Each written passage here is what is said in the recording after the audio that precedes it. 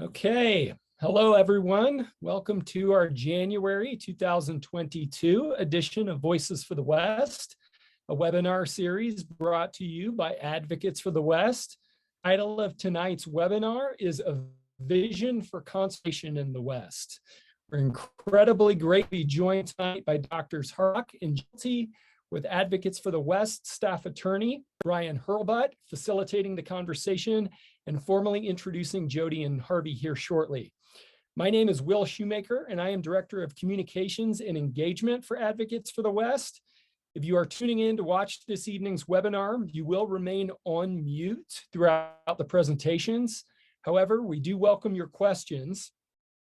And we asked that you not raise your hand during the presentations themselves, either physically or via the Zoom function. Instead, if you do have questions, please place them in the Q&A section along the bottom of your screen. I'll point out there's a difference between the Q&A section and the chat section at the bottom of your screen. Please place your questions in the Q&A section, and I will be monitoring them over the course of the presentations, so that we can discuss as many of those questions as time allows in about the last 10 to 15 nights webinar. Tonight's webinar is being recorded and will soon be up on Advocates for the West's YouTube channel. I do want to highlight that we're planning another Voices for the West webinar on February 23rd, the theme of which will be California's Point Reyes National Seashore, where we recently filed suit challenging a controversial management plan for expanding private agriculture on those pristine public lands. So stay tuned for more on that. I am going to be turning off my camera here in a minute and putting myself on mute. So without further ado, floor over to. Thanks, Will. And thanks everyone for being here. Welcome to this January Voices for the West. And thanks so much, Jodi and Harvey, for being willing to present here. I'm Brian Hurlbut. I'm a staff attorney at Advocates for the West. That's my day job. But in my spare time, one thing that I also do is I volunteer on the board of the Yellowstone Yukon Conservation Initiative, or Y2Y, which you'll be hearing more about from both Harvey and Jodi. And I've had the pleasure of getting to know both of our presenters tonight through my role on the Y2Y board.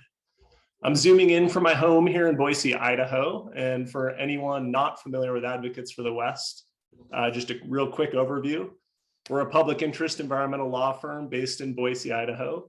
We also have an office in Portland, Oregon.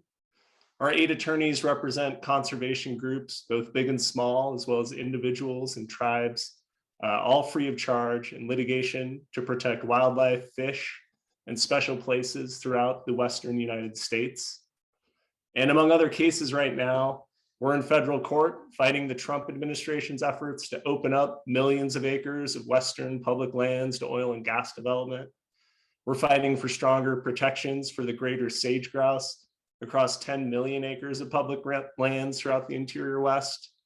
We're fighting to protect special places like Point Reyes, which Will already mentioned, the Sonora National Monument in Arizona, where BLM's catering to livestock all at the expense of fragile ecosystems. We're fighting for the Red Cliffs National Conservation Area in Utah, where state and federal agencies seek to put a highway through threatened tortoise habitat. Here in Idaho, closer to my home, we're fighting massive logging projects in the Nez Perce Clearwater National Forest. We're fighting mining next to the Frake Church River of No Return Wilderness. We're fighting mining in the Centennial Mountains next to Yellowstone National Park. And those are just a few of the cases that we have underway right now at Advocates for the West. And while a lot of our work feels sometimes like a game of whack-a-mole, where we're just stopping this bad thing over here and that bad thing over there, really a lot of it is part of bigger, broader visions for conservation like Jodi and Harvey are going to talk to us about tonight. Many of our cases tie into these, both in the Y2Y region and similar efforts elsewhere. And tonight, Jodi and Harvey are here to talk about their bold visions for large landscape conservation. It's a way to protect biodiversity and to save the planet. No big deal, simple as that.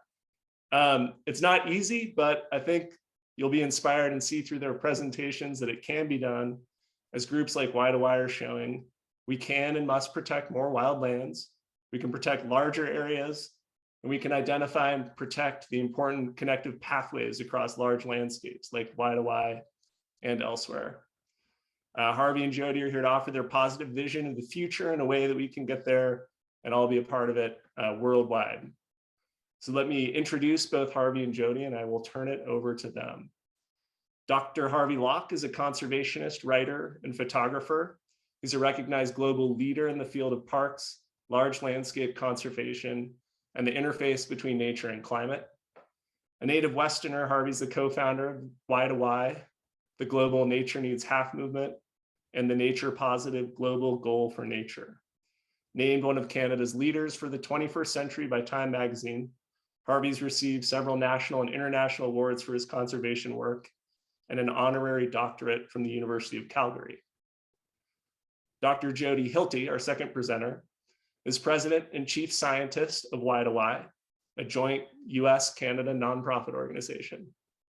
Waitawai's vision is an interconnected system of wildlands and waters stretching from Yellowstone to Yukon, harmonizing the needs of people with those of nature.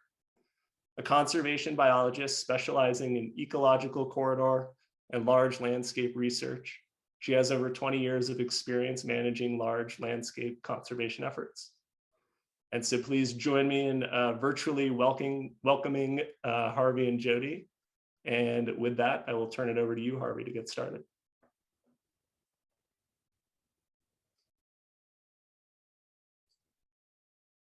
Unmute, Harvey. I'm going to share my presentation here. Let's go to full screen and slideshow, and we'll start the slideshow from the first slide. Harvey, there you go, you're on slide. Can everybody see it now? Fantastic. So thanks very much for the kind introduction, Brian, and it's nice to be with Voices for the West, and I see Laird Lucas as part of the show, who I had interactions with about 20 years ago when I was at the Kendall Foundation in Boston. So shout out to you, Laird. I'm going to speak to directly the stuff that you were talking about in the introduction, Brian, which was, why do we need to think big and do large landscape conservation? And I'm going to start putting the West in context. So this is where the West is. It's on planet Earth in the Northern Hemisphere. And the West is part of that, contributes to that, and is also its own special region. So I'm going to start way out there at the global scale. So the West's contribution to this in a conservation sense is fascinating. The idea of progress being industrializing, moving into untamed landscapes, displacing indigenous people, getting rid of wolves and bison, bringing the plow and mining and trains and education and all of that is sort of embodied in the Westward flow in the 19th century in the United States. It also happened across the British Empire. And this is sort of the foundation of sort of the society that we have now, this sort of this image, which is actually called American Progress, and it was in a book about how to go west. And this has actually spread out to be sort of a vision for the whole world, really, run by different cultures. And the problem that we have is that vision has resulted in a planet that's in really serious trouble. So this is the Secretary General of the United Nations comment that he made a year ago in the State of the Planet speech. To put it simply, the state of the planet is broken. Humanity is waging a war on nature, and this is suicidal. That's the state of situation globally right now. It's very sobering, and we have to do something about it. We don't start, however, at ground zero for solving the problem. You know, here, for example, is wildlife population decline since the 19th century, since that image of progress moving westward. You can see the crashes of the large mammals, bison, tigers, lions, grizzly bears, down the cliff. But there's one happy exception, and that's the happy exception of protected areas, such as this image of Yellowstone Park and the bison that have survived there and are still free ranging and functioning as part of the ecological system. Indeed, in the West, we can see the robust, large network of protected areas on this map. One of the largest concentrations of protected areas actually in the world is in the North American West, particularly in the Yellowstone to Yukon corridor. And that matters because it has a direct effect on the survival of nature. So this is a map of the historic and current distribution of carnivores and ungulates. And carnivores and ungulates, of course, are animals with big teeth, big antlers. So think bison, wolves, bears, so on. And you can see historically that there were many of them. And you can see today that the only place where the colors are hot, which is the numerous ones, 14 species, is in that western area there where those large protected areas are. And you can see the colors were all across North America. So there's buffalo in Buffalo, New York, for example. And you can see how the colors have turned green or white, meaning white being none of those large mammals, or green meaning one or two. And so you can see the correlation between these protected areas and the survival of large species, nature. The flip side of that is where there aren't large protected areas is where the world's crisis ecoregions are. This is kind of an obverse map of the last one I showed you. And if you look at the crisis ecoregion here on this circle, go there and you can see, whoopsie, this is very sensitive. This is very, very heavily critically endangered system. That's of course the Corn Belt of the Midwest and the heavy agricultural production. It's because we're not leaving any room for nature in the world in those places. So what we know is that we've got different situations in different places, but we've got a big challenge. And then the question is, well, how much of the world should we protect?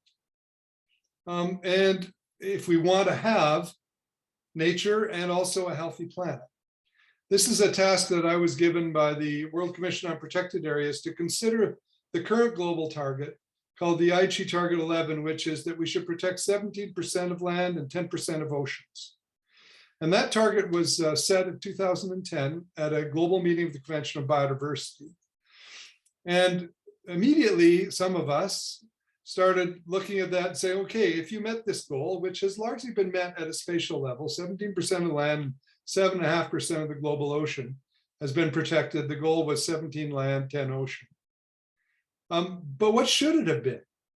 And what it should have been was much higher, in the range of half. Not in the range of 10 and 17%, but when you look at the papers people have published about how much the world needs, you're much closer to half. And this has given rise to ideas like the Nature Needs Half movement that I co-founded and am still very involved in, or Ed Wilson's idea of half Earth. Part of the work that I was engaged in for the last few years has been looking at the opinions of scientists on what needs to happen. This is the biggest survey ever done of global scientists on how much we need to protect. 81 countries, 363 scientists. We asked them, what do you think of the current target? Short answer, nowhere near sufficient. See that big yellow bar? Simply not sufficient. And we asked them, to what extent do you agree with large area-based targets like Nature Needs Half or Half Earth? Very strong agreement in the scientific community that that's the scale that we need to be at. Interestingly, in parallel, indigenous knowledge has become much more in the forefront. This is Grand Chief Herb Norwegian of the Decho Dene, who said at the 2005 World Wilderness Congress that he believed that every indigenous community should advocate for the protection of at least half of their traditional territory. So you see a convergence of Western science and traditional knowledge there. And so what happened this September at the World Conservation Congress in Marseille, France, this is an event, 10,000 people at it from all over the world. This is the place you want to get policy motions passed globally if you want them to be sort of having an impact. There's a motion passed saying the majority of the science recognizes we need to protect at least half the planet to reverse biodiversity loss, address climate change, and as a foundation for managing the rest.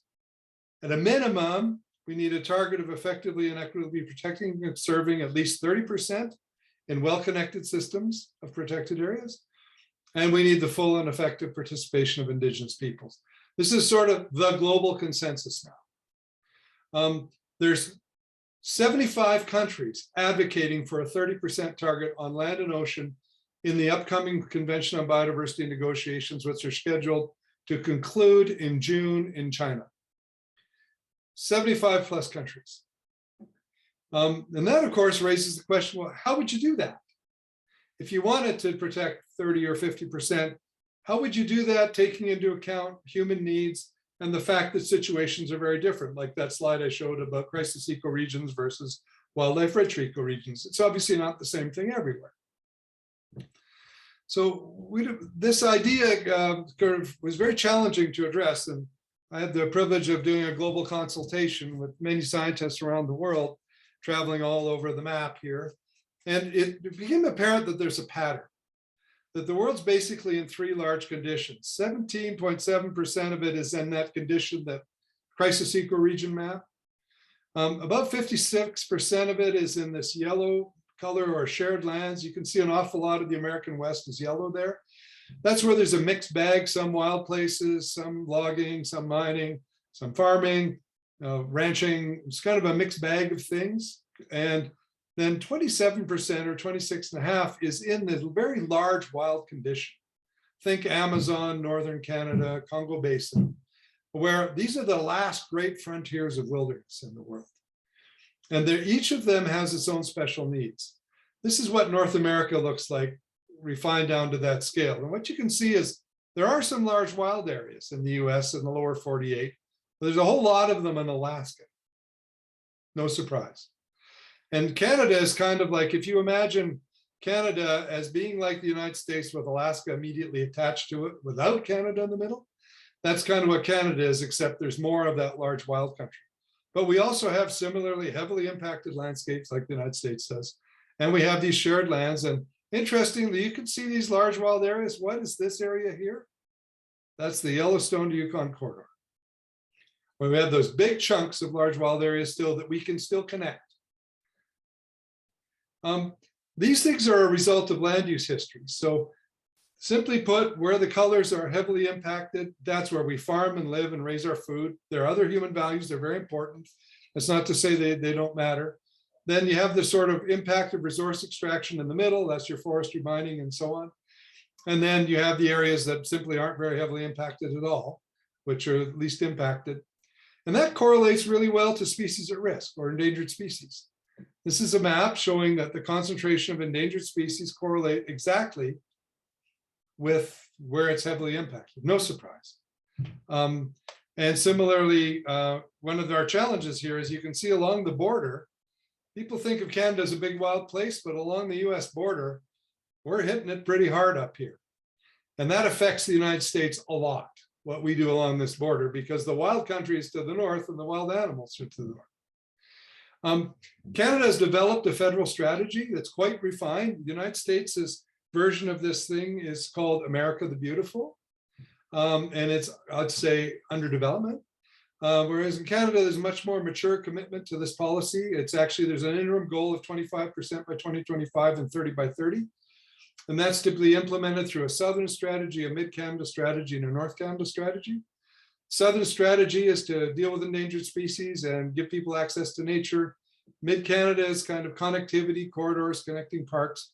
And the North is to try to keep it intact. And this is focused on both climate and nature.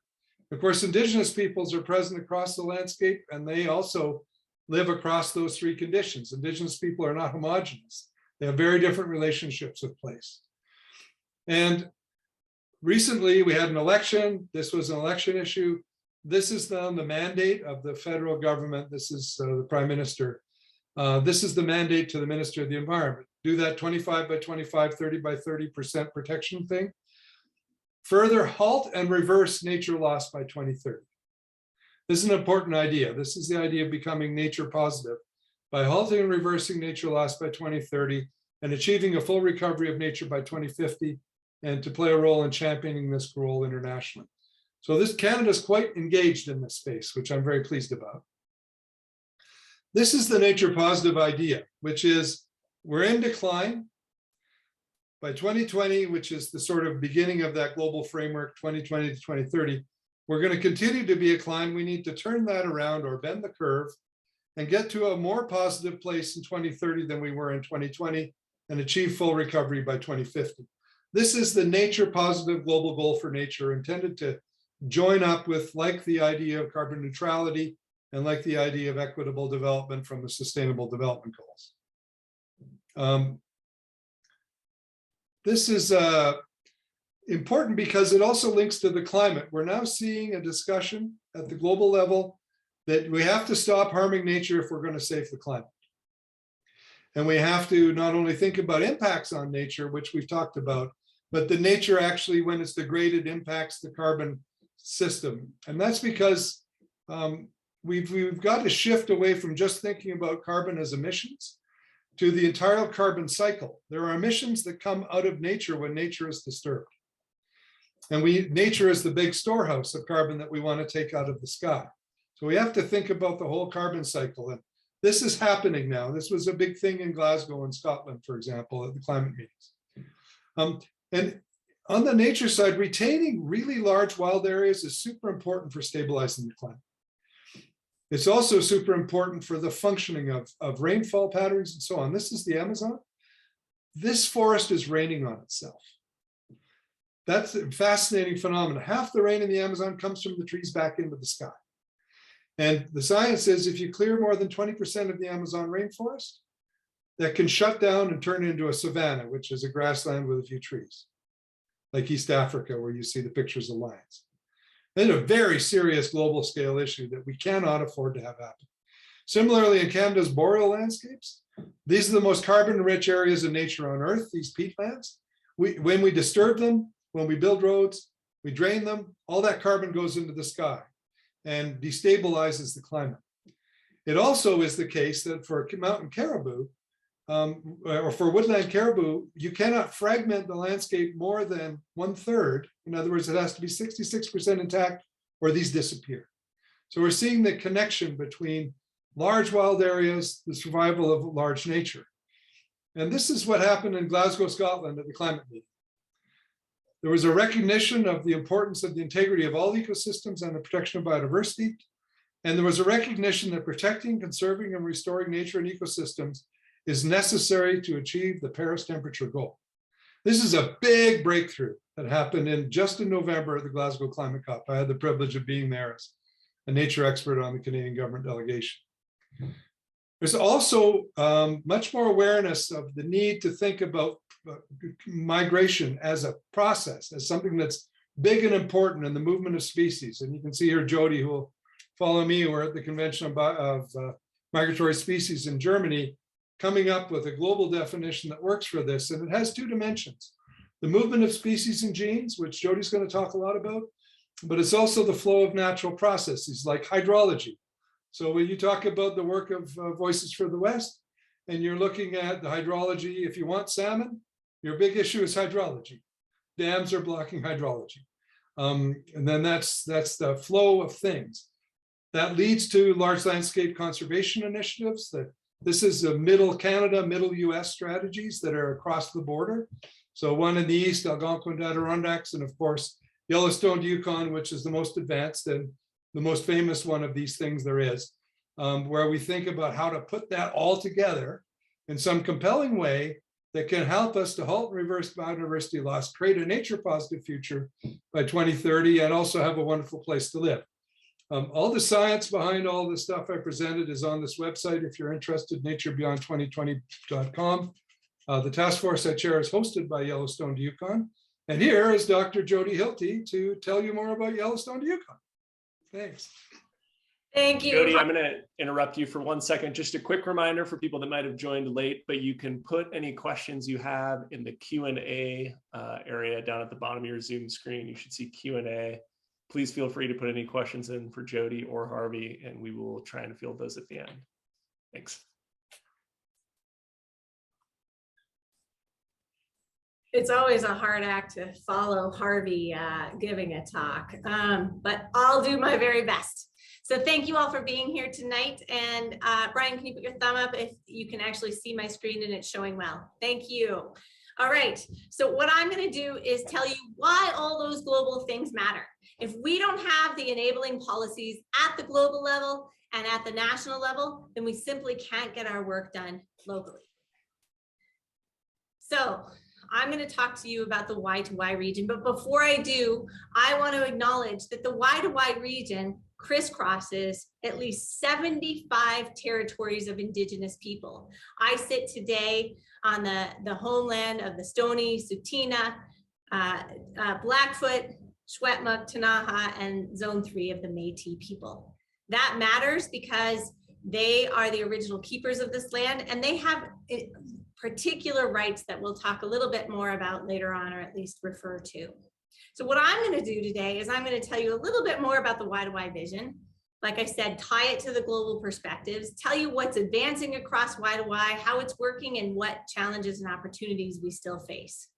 So first, for those of us who are lucky enough, we are living right now in the Y2Y region in arguably one of the most, if not the most, intact mountain region in the world of this large landscape scale.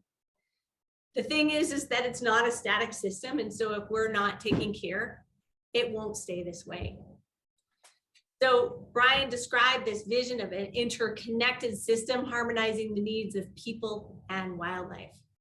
Our role as an organization is to work across, to be the holders of that vision and understand the sum of the parts, the entire system. How we've worked from the very beginning is using science and knowledge and using a collaborative approach to work at all of the different scales that we need to get nature done. So let's start off at the global scale. Harvey talked about this, but protected areas are something that almost every country in the world, if not every country, understands. There's a globally agreed upon definition. So that's part of our job, is to make sure we have the right protected areas in the right places and of the right size. So one of the issues is that a lot of the protected areas aren't big enough to sustain large ranging animals or natural processes like floods and fires, right? So like Harvey referred to, we have to think a little bit bigger. So in the Y2Y region, you're going to see that we've been doing that work, placing new protected areas where they're needed. There's a second ingredient, which is connecting those protected areas. The science shows, and I'm a corridor ecologist and could talk about this all day long, but that if you connect protected areas, that they will do a better job at sustaining all the critters within them. So let's have a moment where we revere Costa Rica, because Costa Rica has basically done it. They're 25% protected. And if you look at this, and if you visit, you can go visit places that didn't used to be connected, but they worked with private landowners to do restoration and to actually connect their protected areas. That's really cool. We should all aspire to that, particularly in North America. So one of the things that Y2Y and many partners around the world worked on are these global guidelines that are the globally agreed upon definition for what ecological corridors are and ecological networks. Essentially, for Y2Y to function, it has to be a series of protected areas connected together, functioning as a bigger unit, right? So these guidelines are really important, and we're working both in the US and Canada to ensure that they're getting implemented at the various scales, because that enables us to get our work done. Let's go backwards for a second and talk about what led to the Y2Y vision. So for those of you who are scientists, you might remember the advent of things like GPS collars, where we could actually start to see animals move. So at one point, a wolf named Fluey the wolf started off just south of Banff National Park, and she took this 100,000 square kilometer jaunt across 2 provinces, 3 states, and at least 32 jurisdictions, like different kinds of public lands, private lands, Native American reservations, you name it. And she was legally harvested just south of Kootenay National Park with her pups. So what did she show us? She showed us that what we know, parks by themselves are inadequate, and we have to think about connectivity. So a group of people thought about this, and then they looked at other things. And before I go forward, I want to show you this, which is that just a quick segue, which is about this wolf named 2001, who took a 480 kilometer, almost straight line jaunt from Banff all the way down to northwest Montana, where she was also legally harvested. So the reason I'm showing you this is that we still have an open landscape. There's still hope. Animals are still moving. There are some problems. And our job is to keep it that way. But it's not for all critters. So if you were to look at something like grizzly bears, this is the historic distribution of grizzly bears. And kind of parallels a little bit of what Harvey was talking about with loss of habitat, right? They used to be down all the way to Mexico. And today there's a red dot, which is Yellowstone National Park. They are genetically less diverse than their northern partners up into the Y-to-Y region. But as you'll see later, even in the Y-to-Y region, that red blob, we're beginning to see segmentation of a once continuous population. So that makes it really important to think at the right scale. If we want to keep grizzly bears in Yellowstone, or let alone restore them to Idaho, we have to think at a large landscape scale. Then there's climate change, right? And we know that the Y-to-Y idea of large protected areas that are connected is actually a climate change adaptation. It encompasses so much of what science says we need, which is larger protected areas connected, reducing stressors, you name it. So really, when the founders were creating the Y-to-Y vision and effort and movement, they understood all of these different things. So let's get to, so how do you keep it connected? I can't tell you the number of times when people are like, oh, that's a really cool vision, but how does it make a difference? So I'm gonna just walk you through what we need to do to make a difference and what we have been doing. So I talked about us being science and knowledge driven, right? It takes an understanding of where the priorities are and how we can solve some of the vexing conservation issues. And that's really utilizing science and knowledge. The second thing is it takes collaboration. Conservation takes time, and to be enduring, it has to be through engagement with all of the different stakeholders or rights holders, governments, if you will, working together. So I'm going to dive down to the border region. That's that area right here between the US and Canada, right? And I'm going to go to this place called the Cabinet Purcells, which is a transboundary region.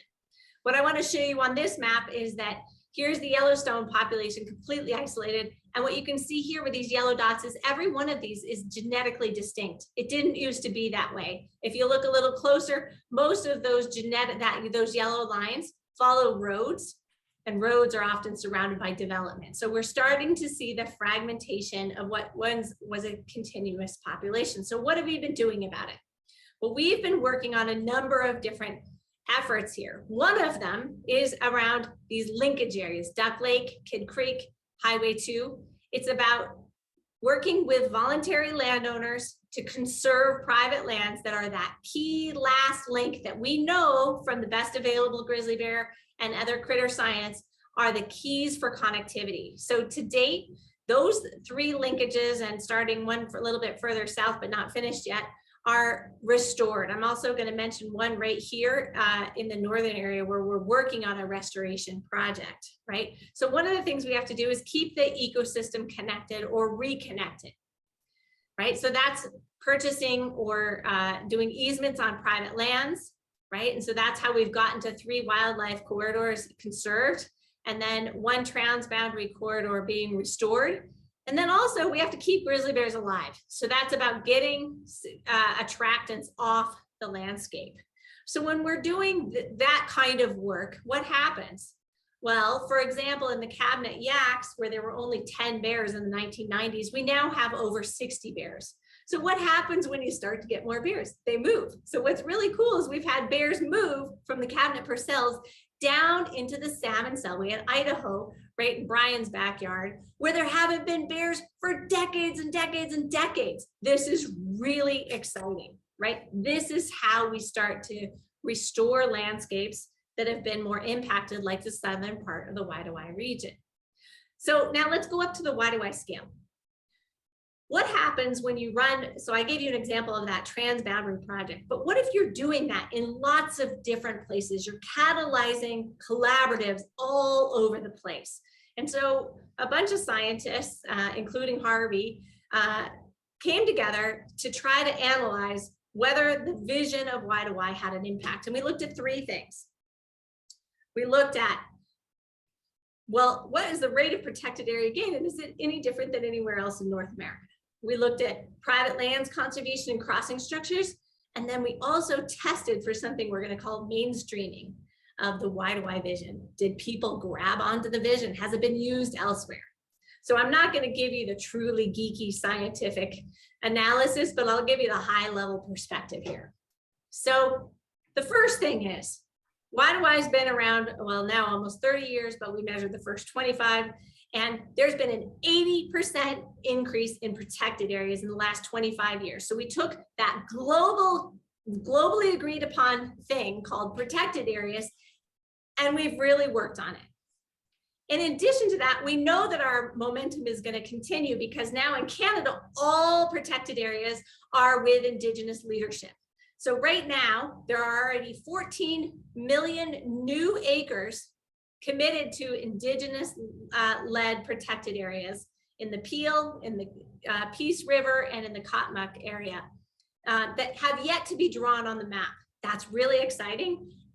Even more exciting, many, many more Indigenous people who want to see those kinds of protected areas on their territories. So one of those is in the Peel River watershed. That's a 2019 agreement. And just to give you a sense of importance to the United States, that Peel River watershed is part of the important wintering habitat for the porcupine caribou herd, who are much the big controversy, or the canary in the coal mine, if you will, for the Arctic refuge, the US Arctic refuge, right? So it's now Canada has done the right thing. Now we really need the US to do the right thing and protect their breeding habitat, or their birthing habitat. All right, so I told you that in the Y2Y region, protected areas increased by about 80%. So what I want you to see is that really steep blue line here. Whereas protected areas in sort of what we call the non-Y2Y region, so it's the provinces and states, but not including Y2Y, grew at a much, much slower rate, and in fact, decreasing. And if you look at North America protected areas, again, not growing as fast. So that's strong counterfactual support that actually the vision contributed to the increase of protected areas. So let's move forward a little bit further to private lands conservation and road crossing structures. On the left, a great aerial view of one of the crossing structures that was just put in. Now it's probably growing much bigger trees in Banff National Park, which is the most well-studied crossing system in the world. So for us, I talked about just corridors and on private lands previously, but overall, the Y2Y has helped support the acquisition of more than 490,000 acres. And I won't go through those, but I'll mention, for example, that the Nature Conservancy, they did their biggest land purchase ever in Montana, and it was partly inspired by the Y2Y vision. That's really important, that lots of people understand that there's a bigger vision that needs support. On the wildlife crossing structures, arguably the most progressive wildlife crossing structure in the US is on the Confederated Salish and Kootenai land between Missoula and Glacier National Park, 43 crossing structures. And in Canada, it's in Banff National Park, the most well-studied crossing structure system in the world. We know that those crossing structures, overpasses and underpasses, really diminish collisions, but they also actually work for a lot of different species. And in fact, if you look at ungulate collisions, which are the ones that are most damaging to people, it's more than 96% effective. This is just a list of those crossing structures. One of the things that's really important that you can see in this Pinedale overpass is actually the fencing, and the fencing going along the road wide enough to guide wildlife to those overpasses and underpasses. There's also at least 11 dozen new projects that are in various stages of work. So the Flathead Indian Reservation already has 40-some wildlife crossing structures. That was phase 1. They're committed to phase 2. It's really important. For example, 10 grizzly bears were killed in the phase 2 area that hasn't been yet mitigated just in the last 4 years. So, you know, we at Y2Y hope that eventually consideration of wildlife crossings on roads is just normalized. It's just what we do as a society. So lastly, I'll talk about, you know, how do we know if Y2Y and sort of the concept of large landscape is being taken up? So I actually started watching Grey's Anatomy, and I've watched a few shows now, and I've seen this particular scene where the Y is actually in Grey's Anatomy. For those of you who are older, you might have watched the West Wing show, and they actually talked about Pluie the wolf that I mentioned, doing that 100,000 square kilometer jaunt. The Canadian Geographic, National Geographic did an entire magazine dedicated just to Y. And if Wild Ways is a PBS Nova film with Africa and Y highlighted around the need for wildlife movement. It's won lots and lots of viewings as well as awards. The other thing we can look at is that we know that Y, the region, and the vision inspired Baja to Bering. They want to be the marine equivalent to Y. And same with Alps to Atherton, which is now called Great Eastern Ranges Corridor, which is along the eastern side of Australia. Again, inspired by, and in fact, got some help from Y folks at the time to help them figure out how to do that. And many other movements as well have been at least in part inspired by Y. So we know that we're helping to shift the paradigm. And I think what's really cool, it's not just Y, but many groups are doing this. Like if you look at globescapes today, the number of people who are looking at seascapes and landscape level conservation planning has gone up enormously. Excuse me. This is hugely promising for conservation in my view. Okay, so I've given you the glass is half full kind of picture, but you know what? Not everything is well. Idaho lost its caribou, or this just shows the extent of it in Canada, but the Southwest Kootenai herd here in Canada that used to be transboundary is gone, right? Totally gone. These mountain caribou, which are all, everything in orange here, these are in decline or gone, are all only found in the Y region. So here is one of the most quintessential Canadian species that's literally disappearing, and it's an issue of really roads and logging as the major thing, and to some extent in some places recreation. So we've got significant work to do. I did mention the caribou agreement in the Peace River region, and that's the only place where we're seeing an increase of mountain caribou, and it's because of the incredible dedicated work of the West Moberly and the Saulteaux First Nations. Really an inspiration and a model that we hope to carry through a much broader portions of the landscape. We also, all over the Y region, face massive natural resource extraction, whether it's on the border of Yellowstone, whether it's in Alberta, like this open pit coal mining, and the 1,000 proposals that we have pending in Alberta for this kind of work to continue to happen. So we've really got to watch ourselves, because it's really easy to have conservation gains and then losses at the same time. And then of course, I think I'm really optimistic about animals moving, for example, grizzly bears moving from the Cabinet Purcell region back into central Idaho. Unfortunately, at this point, they're all males. No offense intended, but males don't do it. We need females too. So, you know, the good news is they're getting closer. I think the challenge today is the number of people, particularly COVID refugees, who have been driving up the land prices and building homes and trying to get into remote places, which accidentally is hardening public land boundaries and potentially clogging wildlife corridors. So we do have a limited time to get there. We think we can do it. We've got Y has identified 15 critical linkage zones that have to be conserved. And 15 is a doable number. It's ambitious, but doable. So I'm going to stop there. And, you know, my hope is that this talk helps you to understand that working at the global level, understanding how things like the Convention for Biological Diversity can impact and support conservation, not just in Canada, but also in the US, and how important it is to have that interplay. The Y can actually help serve as a model that catalyzes the world to get conservation right and to do conservation at scale. So happy to take questions and engage in conversation. Thank you for listening. All right. Thank you, Jodi. Thank you, Harvey. Really great presentations there. It doesn't look like we have any questions in the Q&A section, but I do have a few of my own that I'll pose here in a second. If anyone does have any questions, please do place them in the Q&A section and we'll get to them. So my first question has to do with protected areas or large wild areas.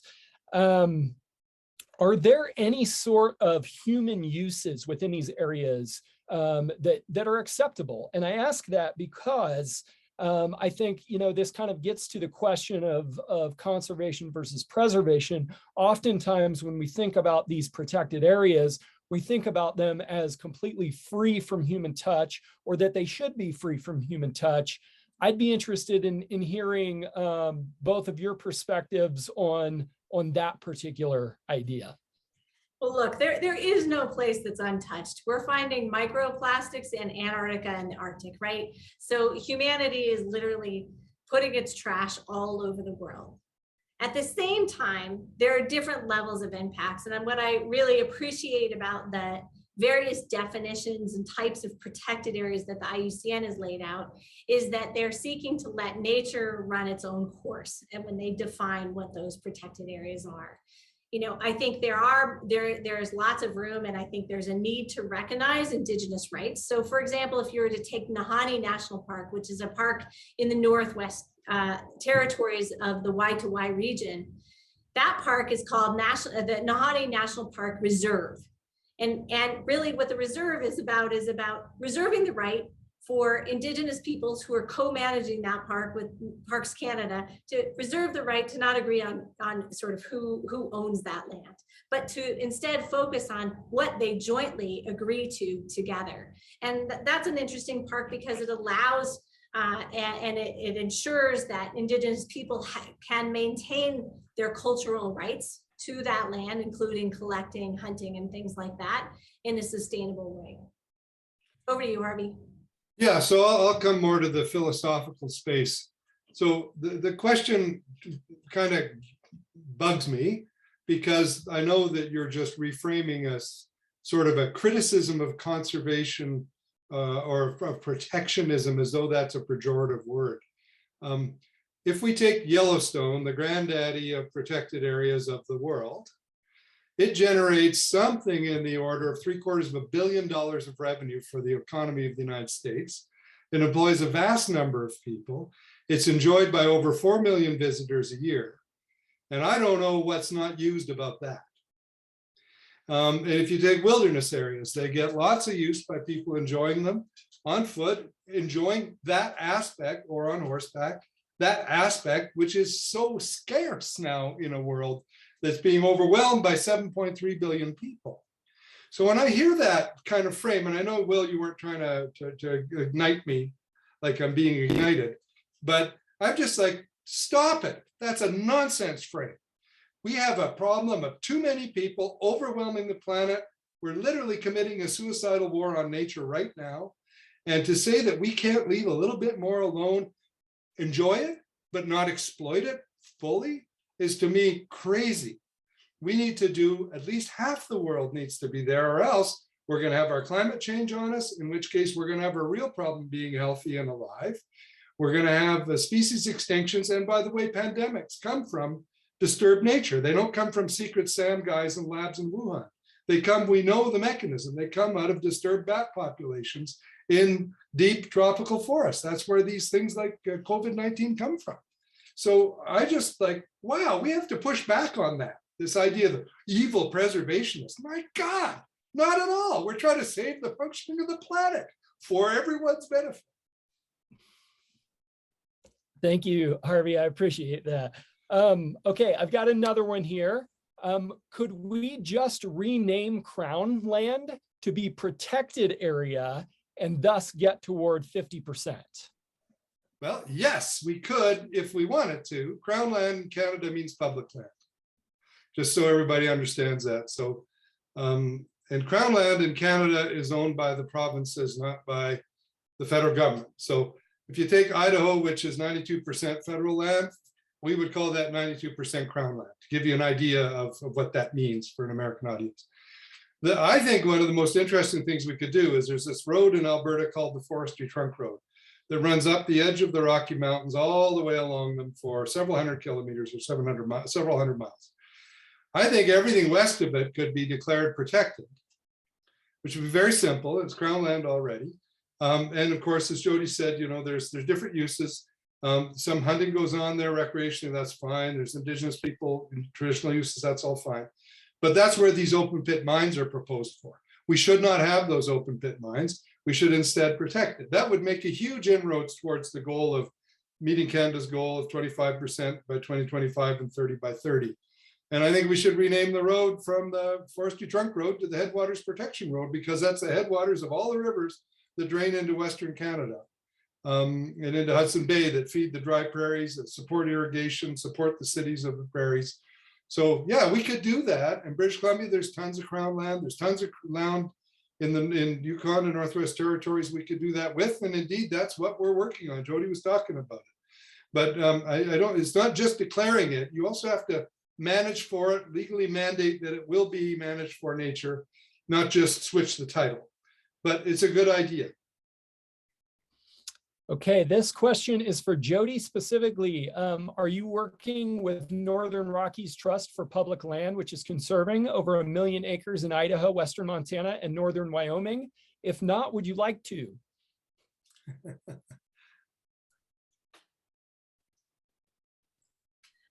That would be I would imagine that we are. And I don't know, because that's, oh, Harvey's saying absolutely we are. Excellent. Yeah, one of the big deals, so Jody mentioned the Cabinet Purcells area. One of the things we did with TPL was the Stimson Project, which is really a great forest project by a private timber company. They donated a quarter of the value. TPL raised 3/4 of the value, and it filled in between 2 blocks of public land, the Cabinet Mountains Wilderness, and some lands in the Yak, and some private lands we've been buying. And we supported that TPL project. I actually provided some of the narrative support and the science to support why that should get Land and Water Conservation Fund funding and so on. And that left it to an 11,000 acre success, which also surrounds the private lands we did. And I was on a field trip with the TPL folks and the folks from Stimson and our friends at Vital Ground. And we worked on this all collaboratively together. And TPL did a wonderful job of securing that parcel of land. So it's a great story. And yes, we do work with them and hope to do more. Great. Thank you, Harvey. Glad for that institutional memory. It's All sort of gray hair, that's good. All right, so for our next question, is the presence of large predators and or ungulates well correlated with overall biodiversity of a region? So yeah, so the simple answer is Harvey nodded his head yes. And he did, because it turns out that when you start to lose, you know, the top level animals in a system, what you have is a cascade of impacts. So, you know, I think Yellowstone, I mean, there's so many great videos and great stories and science about what happened in Yellowstone with the return of the wolves, the recovery of mountain lions, and the restoration of grizzly bears that were much lower in number in that system. And I mean, crazy, we lost willows. When we lost the willows, we actually lost lots of songbirds, and those things are starting to come back in areas that they didn't used to be. And so, yeah, absolutely. You remove those higher level species from the system and it impacts everything. All right, so for our next question, I'm going to try and combine a couple that are fairly similar here. How do you see the role of private groups or organizations and NGOs in moving the conservation agenda forward if you have to deal with non-receptive governments? And the part that I'm going to add to that is, what does that process consist of? How long does it take? Forever is the answer. As I think it was one of the Udalls said, there are no permanent victories, only stays of execution for nature. Because somebody always wants to do something. But what glorious work to do. I mean, what could matter more than keeping the world flourishing and happy and friendly? That's the joy of being conservationist. You're actually doing the great work that matters, that your children will appreciate if you succeed and will honor you if you fail. But it's clearly a difficult time right now, or else we wouldn't be in the situation of the humanity waging a war on nature, which is where we're at. Some of it's intentional, most of it's unintentional. It's just what we're doing that's overwhelming nature. We have to do something different. And that's why I'm a big proponent of that nature positive world vision of here's what we ought to do, bend the curve, make it better. And, you know, I jumped over the slide, but the G7 leaders, including President Biden, Prime Minister Trudeau, and others, signed a compact that said the world must not only be net zero carbon, it must also be nature positive, and pledged they would do things like protect at least 30% by 2030. That's something that your president signed with the other G7 leaders in Cornwall in May and June of last year. You can look it up. G7 2030 Leaders Nature Compact. I would love to see every conservationist, and certainly we're doing it in Canada, but you can do it in the US, say, hey, this is great. How about it? Let's make the United States nature positive, not mega, nature positive. Yeah, and I would add to that, I think, you know, one of the things that's really important to me is that we're reflecting values and the public will of people. And so, you know, we know that politicians, regardless of what affiliation they're behind, they want their constituency behind them. And so constituency actually has power.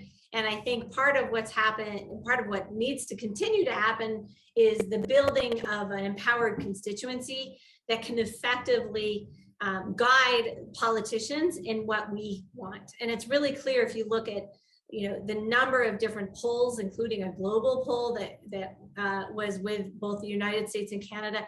Almost every public citizen of the 50 nations that were where they did this polling, including the US and Canada, settled that, gosh, nature needs to be, we need about half of our country in a natural form, right? That's the United States. We have permission. We have support to do that, and we need to guide our politicians to make sure that they implement that.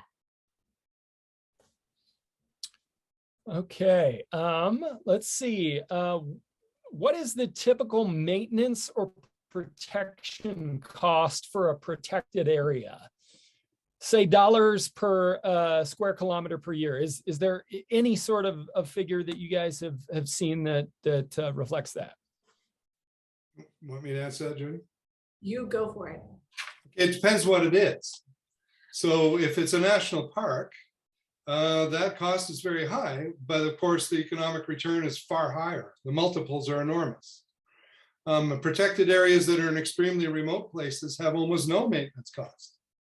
A protected area, you know, Brian talked about you guys on Point Reyes Seashore trying to keep something from happening. Well, those protected areas are in San Francisco Bay Area. Those things are very expensive at every scale to operate, defend, everything, because there's tons of people and pressures. So all of these things are contextual, and that's part of, I don't remember, I talked about that 3 conditions framework. They're basically, those 3 conditions exist for costs too, and also for size, how big they can be relative to other competing interests and uses. But having said that, it's hyper clear that the return to society of nature protection through protected areas vastly outweighs the costs of any management costs. And this is where you get in this idea of ecosystem services or nature's contributions to people. Look at where the rivers that rise in the west of the United States and Canada come from. Headwaters of the Missouri is in Yellowstone National Park. Headwaters of the North Saskatchewan is in Banff National Park. Headwaters of the Peace Athabasca or of the Athabasca Mackenzie system is in Jasper National Park. I could go on and on and on. These things are providing enormous functions that without which we simply could not live, and which we know can be degraded if they're not protected. And the cost and value of that is wildly higher. The cost is nothing compared to the value of that to society. Right, we can look at that in a really quantitative way and some specific examples. New York City realized it was going to have to pay a huge amount of money for a water filtration system. So they did an analysis and they figured out that it was much cheaper actually to conserve the Catskills, which is what they did, so that they wouldn't have to have a more expensive water system. And Vancouver's done something quite similar. So those are just two examples among many that are out there, and that's just one type of ecosystem service. Great. We have time for one more question, and it is how important has been enforcing laws in Waidawi's successes?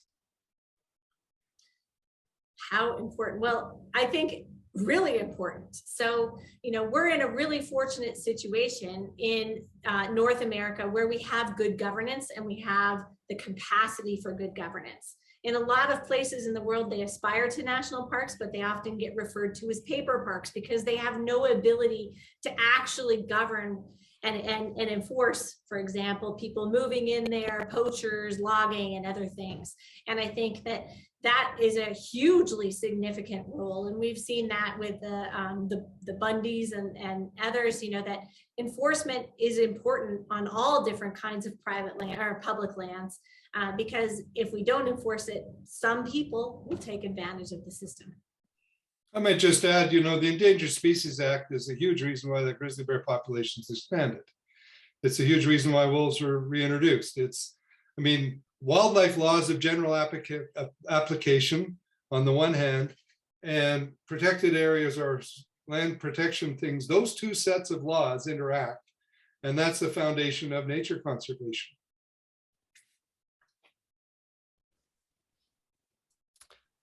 All right. Well, thank you, Jodi, and thank you, Harvey, for such informative presentations, and certainly thank you, Brian, for facilitating. I see that we have a lot of new names and faces that have joined us this evening, which is wonderful.